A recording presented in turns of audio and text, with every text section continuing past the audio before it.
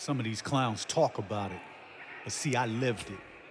When that cell door opens, the talking's over.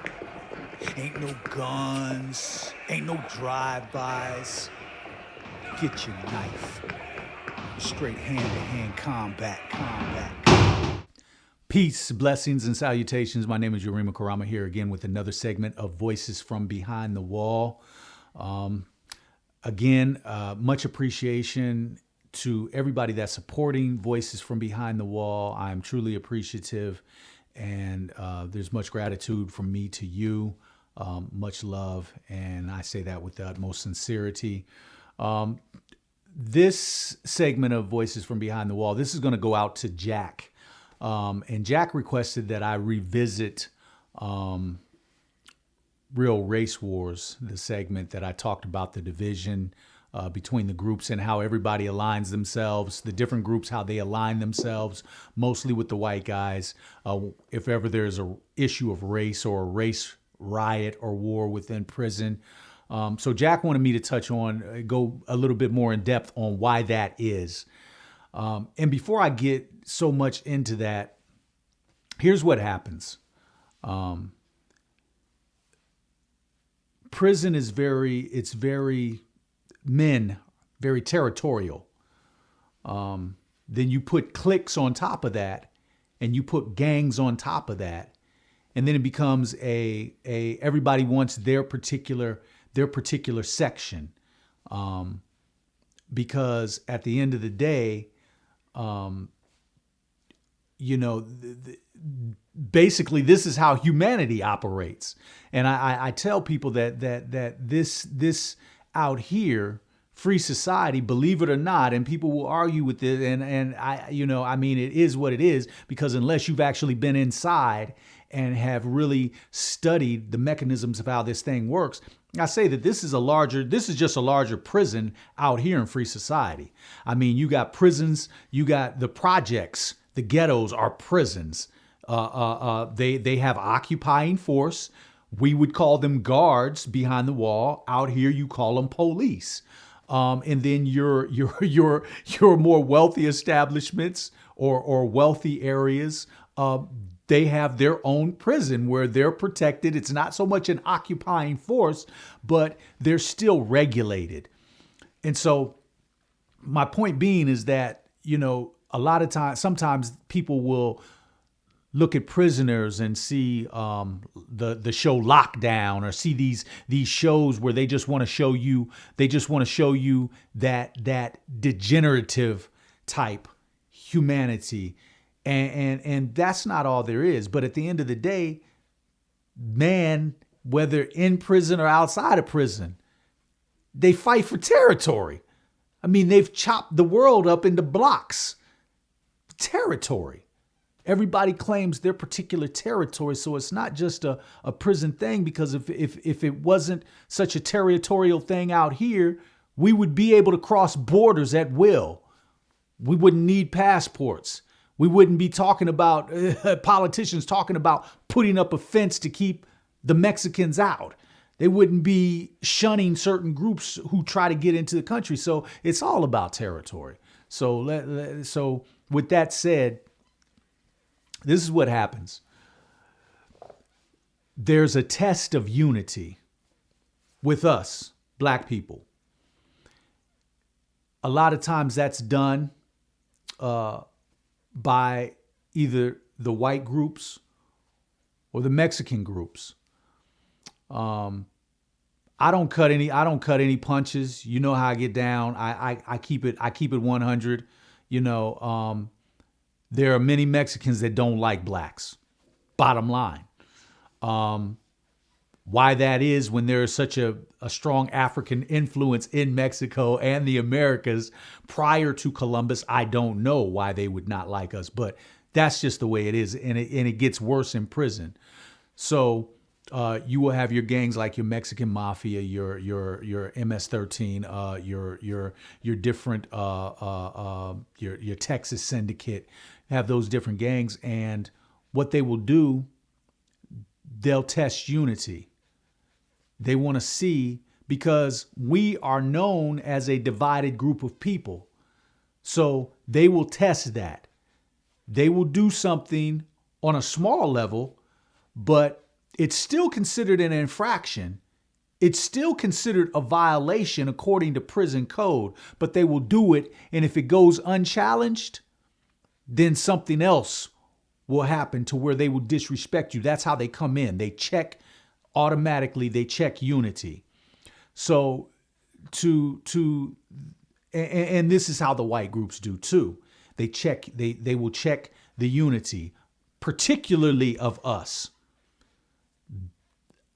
I haven't observed them check the unity of other groups because other groups tend to be unified. I mean, other groups immediately when they come into the institution, they go to their respective groups. They go to their respective, and I think I went over this way back in the beginning of Voices, how other groups, they align themselves. The white guys, they go with the white guys. The Mexicans, they go with the Mexicans. The blacks, it tends to be chopped up into geographical location. It's not that you're black, so you're with us. It's that, okay, you're black, but where are you from? Because if you're not from Oklahoma, we don't really have nothing to do with you. If you're not from, my city or my state, we really not messing with you. And so that's kind of how it is. Other groups see this. And so they automatically check for unity. So in a time, and remember that even a lot of groups that come over to this country, and I've talked to a few of them that come over here with the visas and stuff, and they say specifically and explicitly that they are told, do not mess with the American blacks. They're no good. I've heard this on several occasions, even by Africans, Ghanaians that come over here, or Mauritanians that come over here. People from the continent of Africa that come over here have told me that when they're going through the process, they are told specifically, don't mess with the blacks. Stay away from them, the black Americans. So the question is posed to me, why are other groups against us? Why are other groups always trying to team up with the white guys or, align themselves with the white guys? First of all, we have a bad name all over the world. That's the way it's been. It's been like that for centuries. People are told that we're just a degenerative group of people. 2, we have no land. So we're considered a nomadic type group. We don't have a land, and they see the disunity. I mean, I'm sure I will get some backlash for this, but the groups that come in, we're probably the only group where you can come into our community and set up shop and sell whatever you want. And we allow that. We're just open like that. We allow the Indians to come here and just set up shop. They wouldn't do that in the white community. You can't, I don't know of any black businesses in Chinatown. Never heard of none. But Chinatown, they can come and set up businesses in the black community all day. And so now fast forward to prison. These groups have that mentality. So when it comes to aligning themselves, if there's a race war that breaks out between the whites and the blacks, they align themselves with the whites because, 1, they look at the whites as being more of a power structure. 2, some of it is, 2, you just want to get in with the oppressor or the one who you feel is doing the oppressing. You want to get in good with them. Bottom line. And 2, we're supposed to be this disunified group. And so people line themselves up like that. And it's the same thing out here. I mean, tell me the difference out here. I don't see any difference. I don't see any difference. I don't see that when black man or black woman is shot by a white officer and it continuously happens across the country. I don't see Mexicans stepping up saying, hey, aligning themselves with us. You don't see that. It's us. It's us. And so you could say the same things happen out here, which is why I say this is just a bigger prison out here than the smaller prison that they put ones in for committing so-called crime. And again, this is this is my take on it. Take it or leave it. But other groups were hated all over the world, and but under that hate, there's also an underlying envy. There's also an underlying respect. There's also an underlying, people hide behind closed doors and practice our culture. They study it. They want to emulate us as much as possible. But we are a hated group, and groups that come to this country, there's a saying that the first two words that non-speaking English learn is bitch and nigger, and usually nigger is the first word they learn. So that's just and that N word referring to us.